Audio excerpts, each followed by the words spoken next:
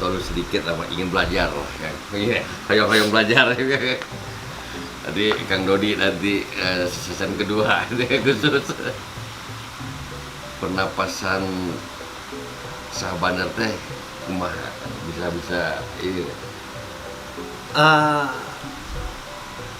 Intinya sih kalau yang saya pelajari ya, yang saya pelajari itu napas itu salah satu sumber kehidupan.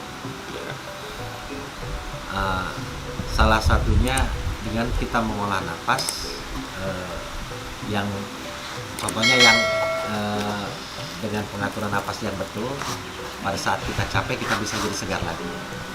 Atau kalau kita perhatikan orang lagi tidur, pola pernapasan yang dipakai itu bukan pernapasan dada, tapi pernapasan perut. Silakan diperhatikan. Ada apa dengan pernapasan perut?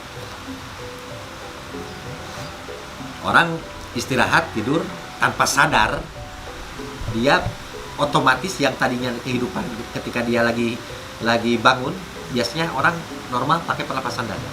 Tapi kenapa pada saat tidur dia pernapasan perut? Ternyata itu bisa mengembalikan misalkan sel-sel yang rusak, metabolisme tubuh menjadi benar.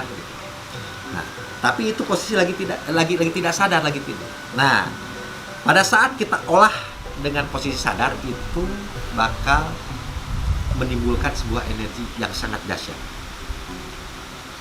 Jadi bela diri di sini tidak full body contact. Jadi kalau orang ada maksud apapun, mau halus mau kasar, insya Allah kalau kasar mungkin dia bisa mental. Nah, sistem pernapasan kita pakai ya pernapasan perut. Jadi napas yang kita isap itu di dada itu cuma lewat doang, tapi kita tampung di perut, kayak macam kompresor lah. Kalau kita latih itu tenaganya itu tersimpan. Pada saat kita pakai tidak harus kita pakai lagi olah pernapasannya, tapi dia otomatis akan jalan. Bisa dirasain. Tekan yang keras. Ini kalau ini kosong ya, ini saya isi nih, biar ngerasain. Ya. Nah, kalau ditembakin kayak gini. Tuh. Oh iya benar. Apa rasanya? Betul. Itu belum masuk sakitnya.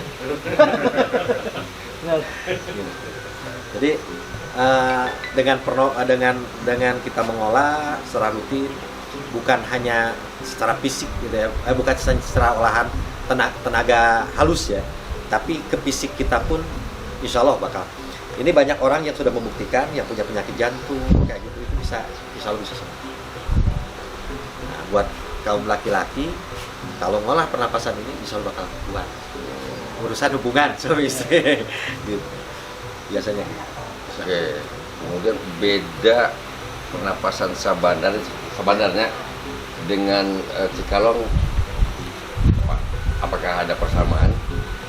Prinsipnya kalau olah pernapasan, yang basicnya olah pernapasan biasanya sama. Di Banten saya punya rekan, dia nama padepokannya Pusiran. Nah, olah pernapasannya itu sama. Cuma gitu yang membedakan itu mungkin kalau secara ngolah napasnya seperti itu, tapi gitu kan ada perbedaan, kan ada tambahan jurus. Nah, dari cara jurusnya mungkin yang agak beda. Siap. Ada jurusnya yang beda. Jadi untuk teknik pengisian itu ya, yang Sakadomas itu ada jurus. Yang pertama jurus 1 itu namanya jurus pengisian. Nah, Panzer 1, Panzer 2 itu ada 5 jurus. Panzer 3 itu ada 2 jurus, Panzer 4 itu. Jadi sampai Panzer semua itu total ada sekitar 23 jurus. Nah, kita latihan menonton seperti itu aja diulang. Tapi yang paling utama itu ada di jurus 1, jurus pengisian. Dari jurus 2 sampai ke akhir itu cuman teknik menjatuhkan lawan. Nah, keistimewaan di Sabandar ini, kita itu tidak boleh mencelakakan walaupun lawan itu mau mencelakakan kita, tapi kita tidak boleh. Makanya teknik untuk menjatuhkan lawan aja kita harus pakai teknik biar tidak celaka. Nah, jadi diatur gitu kan jurusnya, sehingga lawan yang nyerang ke kita pun tidak boleh celaka. Memang ada jurus-jurus yang memang itu istilahnya simpanan yang memang sangat mematikan dan itu tidak boleh dipakai. Karena ya kalau dipakai paling itunya orang bisa meninggal ketika kena jurus itu. Makanya itu sangat dilarang dan hanya orang-orang tertentu yang dikasih sama guru, tidak semuanya. Jadi khusus spesial mungkin dipilih orangnya baru dikasih, tidak semua. Kemudian kan di ini nih Hampura ya, di Cianjur itu ada gerak rasa. Ya. Ketika dekat, apakah sama? Sebenarnya hampir sama. Sama. Hampir sama. Cuma bedanya gini, pada dasarnya setahu saya yang menjadikan orang itu kena dengan jurus-jurus itu biasanya nafsu. Jadi kalau lawan memang ada nafsu, apalagi nafsunya besar, itu tenaganya bisa mental dua kali lipat. Tapi ada sekarang yang namanya aliran laduni. Nah, biasanya olahan-olahan seperti itu mereka ada tirakatnya, ada puasanya, ada zikirannya. Nah, kalau di Sabandar murni tidak ada, cuma olah napas tok. Tidak ada puasanya gitu. Jadi kadang-kadang orang kan khawatir bacaan nggak ada juga. Oke, ada pernapasan. Pernapasan. Jadi murni pernapasan. Jadi banyak orang kadang-kadang tidak percaya dengan hal itu, tapi ketika mereka sudah membuktikan ya akhirnya mereka ya percaya. Karena kan logika mereka kadang-kadang masa sih nggak ada doa-doanya? Ya nggak ada, doa-doa biasa aja gitu kan. Kita mau latihan doa bismillah ya bismillah lah gitu. Nggak ada doa apa, tidak ada zikirannya lah. Dan ternyata luar biasa. Mau ulang lagi di Desi?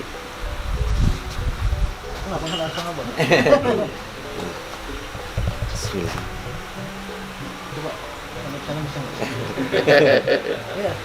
Asal konsentrasi full insya Allah. Tentu kan? Enggak. Jaga jujur. Enggak. Kalau konsentrasinya full kayak bisa mental jauh. Agak mundur tuh. Bismillah. Kuat ya.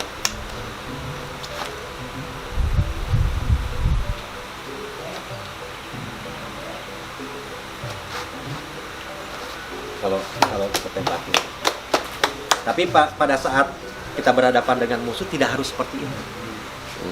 Karena otomatis. Jadi kalaupun kita dibopong dari belakang, masa kita kan nggak tahu kalau dibopong dari belakang. Dia otomatis. Gitu. Jadi kalau kita mau dibopong dari belakang, mau pakai senjata itu otomatis jalan.